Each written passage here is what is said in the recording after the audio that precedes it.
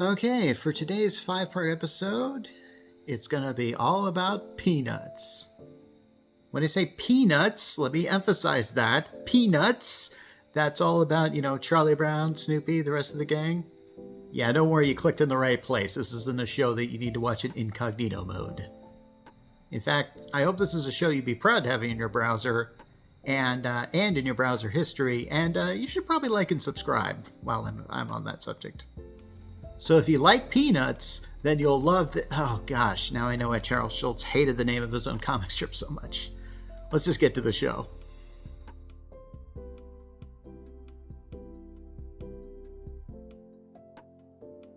Okay, for the first part of this, I'm going to talk about the life of Charles Schulz. And I want to talk about a YouTuber named Culture Explained, as he's kind of my source of what I learned about Charles Schulz. And before I go on any further, let me say this is the first time I've credited any YouTuber at all. I'm really disappointed when I found that out, and maybe this is why I don't have so many followers. I should probably start a Patreon campaign too, but there's so much I gotta do. Anyway, Charles Schulz was born in 1922, and he had this uncle who... Basically, I think they read a lot of comics together, and this uncle called Charles Schulz Sparky after a character named Sparkplug in a comic called Barney Google. I never really heard of that, but that's what it is. Anyway, Sparky Schulz loved comic books, and you can see in earlier strips, the Charlie Brown and his friends are constantly reading them. And so that shows an influence there. Yeah, I think comic books were done a lot differently now. I mean, I think they printed them out in abundance because they were essentially made to be disposable things. And they probably have changed a lot since then, I'm sure. I mean, okay, I know they have. The comic strips also are very different than they were once then. Comic strips used to be just big, huge. And I think they've just shrank the size of these comic strips so much. It's different, but do newspapers even still do comic strips? Do we even still do newspapers? Anyway, I'm going to be referring to Charles Schulz as Sparky from now on, because in an interview I saw with Charlie Rose, he admits anyone who knows him calls him Sparky, so I never got a chance to meet him, but I would have liked to, so I think I'll just call him whatever name he wants to be called. So Sparky's father moved around a lot when they were young, and by the way, his father was a barber.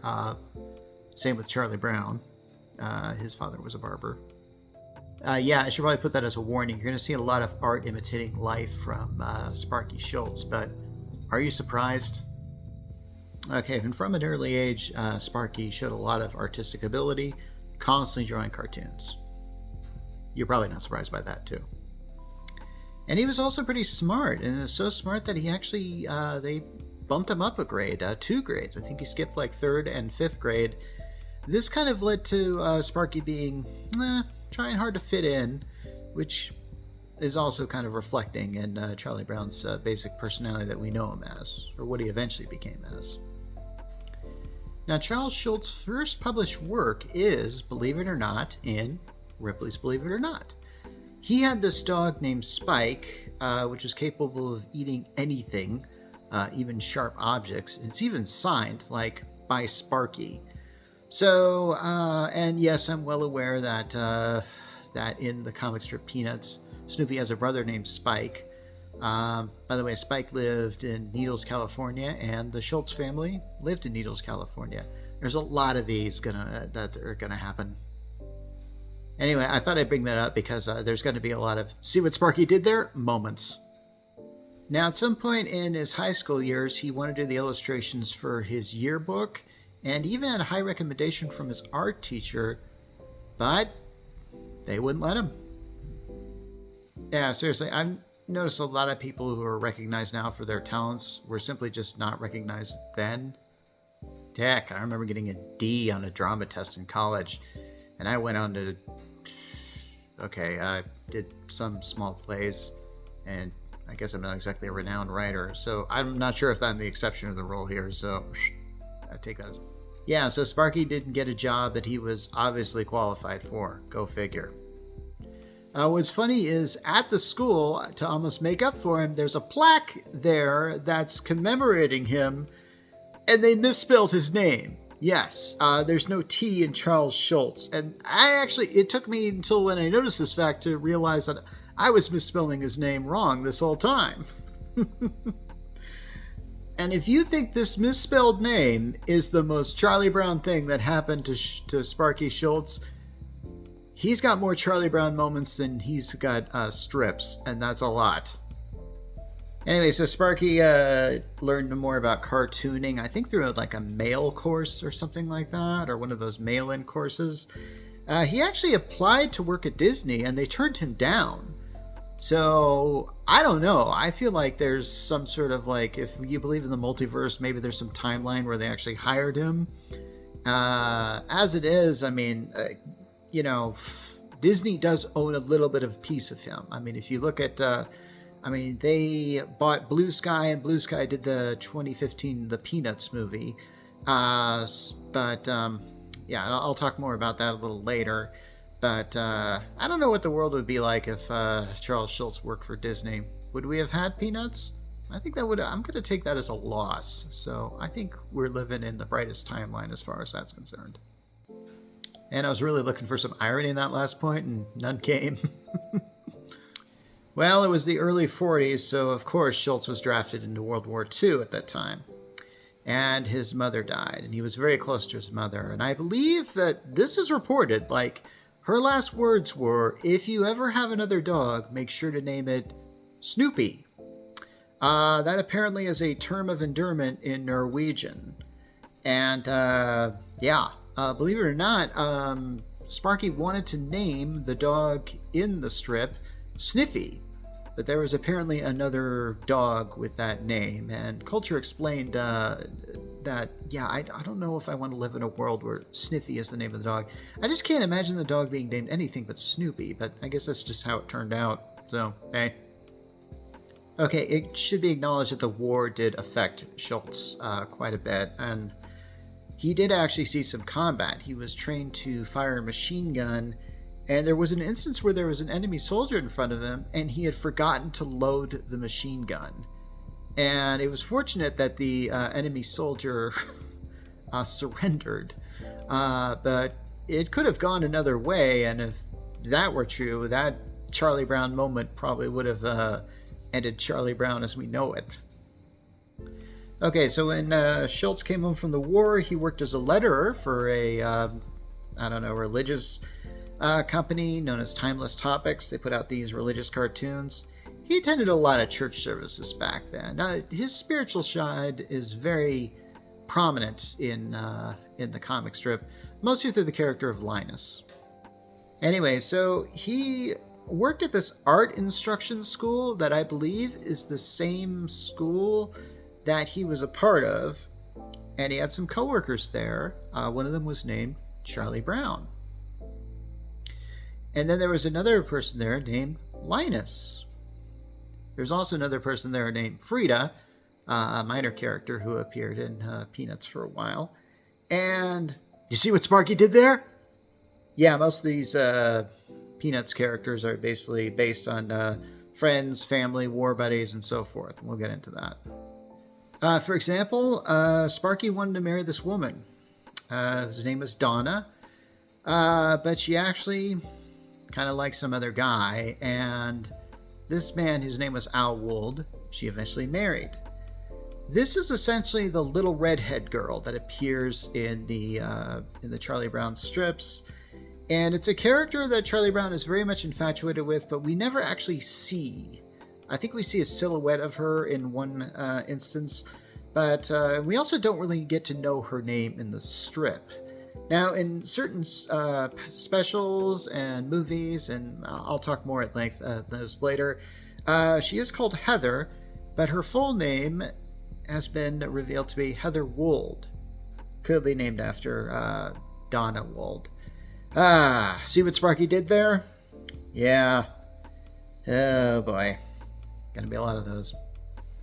Actually, I don't know if Sparky did that or because, the specials and stuff, a lot of that, there were a lot of other people involved in that besides Charles Schulz.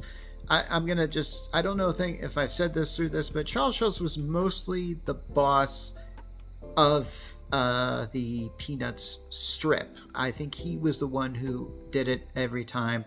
He never had any backup person do it. It was his baby. I think we all know that, though. So anyway, back then, Schulz wanted to create his own strip for the Minneapolis Tribune, and it was known as Sparky's Little Folks. And he took it to Pioneer Press, where it ran for about 2 years. Some of the characters in Little Folks look like prototypes for Charlie Brown and his friends, and there's even a dog in it. Kind of looks like Snoopy. They even throw around the name Charlie Brown in this thing. It's interesting to look at this now, for knowing what you do now. The strip just didn't really have very consistent characters. It was just focusing on very young kids. So whatever story and background was really encased in whatever one panel was that they did for that strip. He never really was able to get a lot of pay from doing Little Folks. And so he went over to join United Feature Syndicate, who are the largest distributor of comic strips in the United States. Okay, so United Feature Syndicate liked it, but they had to change the name of Little Folks, because apparently Lil, a lot of people associated that with Little Abner, a very popular comic strip at the time. Nowadays we associate that with hip-hop artists like, I don't know, Lil Kim or Lil Romeo or Lil Bow Wow. You can tell how unhip I am. And let's see. I think there was also a comic strip called Little Folks, so you didn't want to get that mixed up with. The name Peanuts came from this idea of the Peanut Gallery, which is something that was an expression that was made popular on the show Howdy Doody, but I was actually just learned that the Peanut Gallery is actually a racist term, but I don't really want to get into that because I just learned that seriously like an hour ago before I'm recording this. Okay, as I mentioned before, Schulz hated the name Peanuts. Absolutely hated it. And it's not because it sounds like, well, we've already done that joke, but I think he once made a comment about the comic strip Zits, if you're not familiar with that one. I believe the comment was, Zits is the worst name of a comic strip since Peanuts. That says it all. Okay, just to let you know, Schulz did eventually marry. He once told his wife, like, I don't think I'll ever be happy. So I think it got a little rocky there, but he had lots of kids. He might have had 4 or 5. I seem to have 2 sources of this that say different things. So I guess he was in a constant state of being unhappy. Sparky was.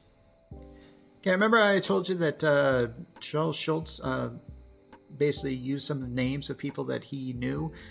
A lot of people say that Schultz's first wife, and I'll get to the second from now, was the inspiration for Lucy. Especially because Lucy was always encouraging Schulz to get help, and he often didn't really do that. Psychological help, that is. So, you know, those scenes where we see Lucy and Charlie Brown, you know, with her in the booth and stuff like that. Considering that Lucy is known for her crabby exterior, I really hope that this isn't true. I mean, I was just watching the movie A Boy Named Charlie Brown as research, and Lucy sings about how Charlie Brown is such a failure, and she's a little sociopath, really. Okay, apparently Schulz is very competitive, and I can understand that. If you don't feel like you get recognition, there's a tendency to kind of overcompensate when you think credit is due to you.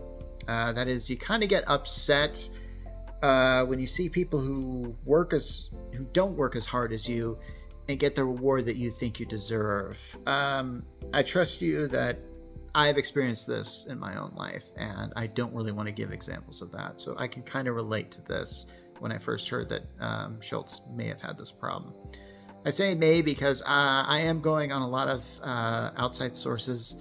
I don't really know how true they are, but hey, I just got to go with that. In fact, I've heard one where Schulz might have thought he was the victim sort of unjustly. It said he was bullied in school, but there really isn't any evidence to show that, as in they've talked to people who knew Sparky in school, and they say that they never really bullied him. Now, as for the woman that he wanted to marry, Donna, Schulz believed that the mother of this woman was working against him, but there's questionable evidence on that as well.